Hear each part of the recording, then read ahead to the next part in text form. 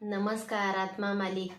कसे आहात तुम्ही सर्व? उज्ज्वला लाईफस्टाईलमध्ये तुमचे खूप खूप स्वागत आहे.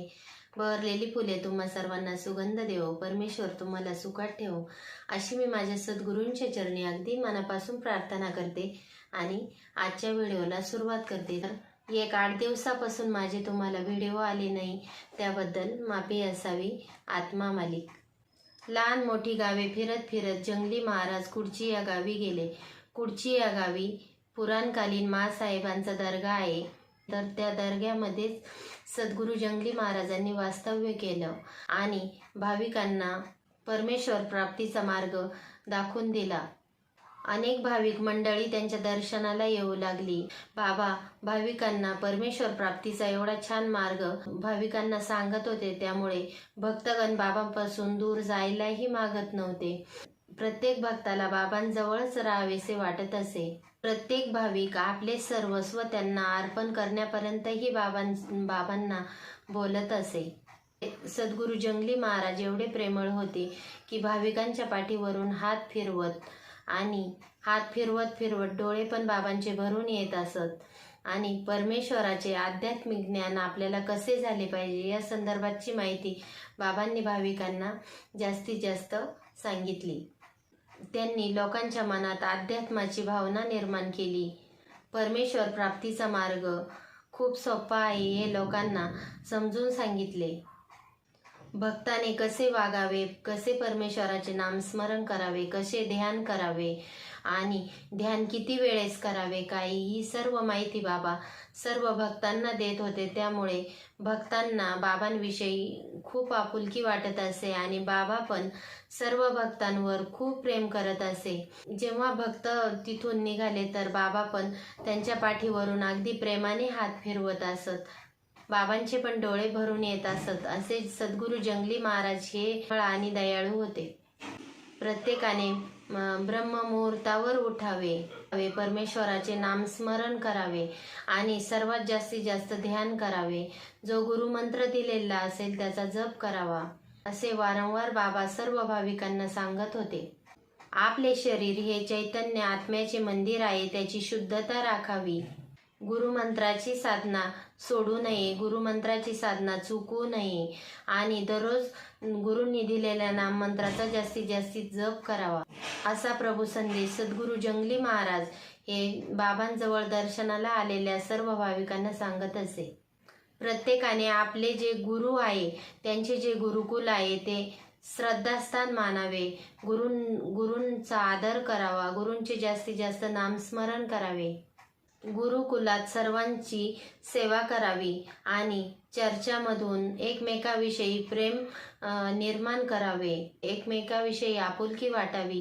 हे सर्व मार्गदर्शन सद्गुरू जंगली महाराज हे भाविकांना करत असे. ज्या शरीरात परम चैतन्य राहते ते निरोगी राहण्यासाठी व्यायाम केला पाहिजे, आहार वेळेवर घेतला पाहिजे. हे सर्व मार्गदर्शन सद्गुरू जंगली महाराज करत असे आणि सकाळ संध्याकाळ दुपार साधना करावी. सद्गुरू जंगली महाराज हे प्रत्येक भाविकाला सांगत असे की झोपण्यापूर्वी साधना करावी, कारण आपल्याला वाईट स्वप्ने पडत नाही आणि स्वप्ने जरी पडली तर ती स्वप्न भव्य दिव्य पडतात. खूप पोटभर जेवू नये, थोडेसे उपवासी राहावे, म्हणजे साधनेमध्ये मन लागते. कमी जेवण केल्याने आपल्या अंगातील आळस दूर होतो, असे मार्गदर्शन सद्गुरू जंगली महाराज हे तेथील सर्व भक्तगणांना करत असे. सुखदुःखाचा अनुभव करणारी मेंदूत केंद्र असतात, असे बाबांनी एक उदाहरण दिले होते. जेव्हा बाबा भाविकांमध्ये बसायचे तेव्हा बाबांनी खूप गोष्टींचा उलगडा करून उदाहरणे देऊन भाविकांना सांगत असे. उदाहरणार्थ, शस्त्रक्रियेच्या वेळी डॉक्टर गुलीचे इंजेक्शन देऊन वेदना थांबवतात, त्यामुळे दुखणे कमी होते. तसे मनुष्याने परमेश्वराचे नामस्मरण केले, ध्यान केले तर आपले दुःखही कमी होतात. त्यामुळे साधकाने परमेश्वराची जास्तीत जास्त साधना करावी, मन नेहमी प्रसन्न ठेवावे आणि प्रसन्न मन ठेवून परमेश्वराचे ध्यान करावे. ध्यानाला बसल्यानंतर आपल्या डोक्यात वेगवेगळे विचार नसावे, एवढे छान बाबा सर्व भाविकांना सांगत होते. त्यामुळे भाविकांना बाबांविषयी जास्त आवड निर्माण होत असे आणि प्रत्येक भाविकांना बाबांचा अनुभव पण येत असे. साधकाने नेहमी प्रसन्न राहावे, त्यामुळे बुद्धीची शीघ्रता वाढते. मनुष्याने नेहमी प्रारब्धानुसार जगावे, जे आपल्या नशिबात असेल ते होईल. आणि परमेश्वराचे नामस्मरण करत जगले तर आपल्या जीवनात जे अडीअडचणी असतील, काही प्रॉब्लेम असतील, ते परमेश्वरच बघून घेत असतात. आपण फक्त परमेश्वराचे नामस्मरण आणि ध्यान करत राहावे. अशा प्रकारे बाबा सर्व भाविकांना एवढे छान समजून सांगत असे. सद्गुरू जंगली महाराज त्यांच्या भक्तांना परमेश्वराचे जास्तीत जास्त नामस्मरण करा, ग्रंथ वाचन करा, गीतेचे वाचन करा, ज्ञानेश्वरी वाचा, भागवत ग्रंथ वाचा. अशा वेगवेगळ्या ग्रंथांचे वाचनही तुम्ही करा. त्यातून तुम्हाला बरेच मार्गदर्शन मिळेल आणि त्यामुळे तुम्हाला परमेश्वराची आवड निर्माण होईल, असेही भाविकांना सद्गुरू जंगली महाराज कुडची या गावी गेल्यानंतर बाबा भाविकांना सांगत असे. सकाळ, दुपार, संध्याकाळी साधना करावे असे मार्गदर्शनही भाविकांना करत असे. जी साधना करत असे त्यातून अनुभव पण येत असे. कित्येक भक्तांचे सद्गुरू जंगली महाराज यांनी दुःख दूर केलेले आहे. असे अनुभव आपल्या आश्रमात पण कोकमठाणला आहे. कित्येक संतांनी बाबांनी दिलेल्या वचनाचे पालन केलेले आहे आणि अजून पण सर्व संत करत आहे.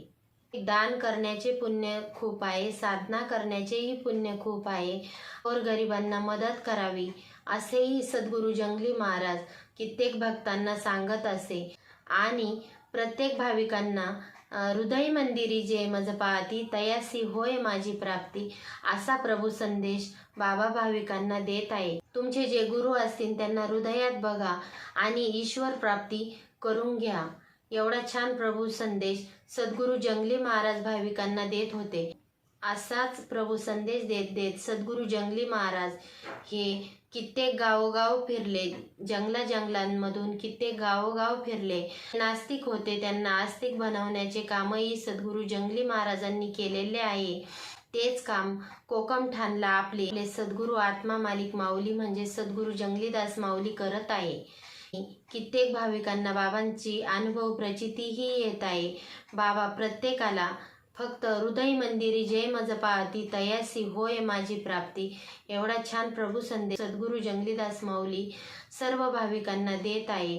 तसे बाबांचे विश्वात्मक कार्य अजूनपर्यंत कोठेही थांबलेले नाही आणि पुढेही थांबणार नाही. सद्गुरू जंगली महाराज जसे जसे विश्वात्मक कार्य करत गेले तर अशी माहितीही तुम्हाला माझ्याकडनं ऐकायला आवडेल का, हे पण मला नक्की व्हिडिओत सांग. चला आपण सद्गुरू माऊलींचा थोडासा जय जयकार करूया. गुरुदेवा तुम्हारी जय जय हो, आत्मा मालिक तुम्हारी जय जय हो. गुरुदेवा तुम्हारी जय जय हो, आत्मा मालिक तुम्हारी जय जय हो. आत्मा मालिक तुम्हारी जय जय हो, मेरे प्रभु तुम्हारी जय जय हो. गुरुदेवा तुम्हारी जय जय हो, सद्गुरुदेवा तुम्हारी जय जय हो. आत्मदेवा तुम्हारी जय जय हो, मेरे प्रभु तुम्हारी जय जय हो. आत्मा मालिक तुम्हारी जय जय हो.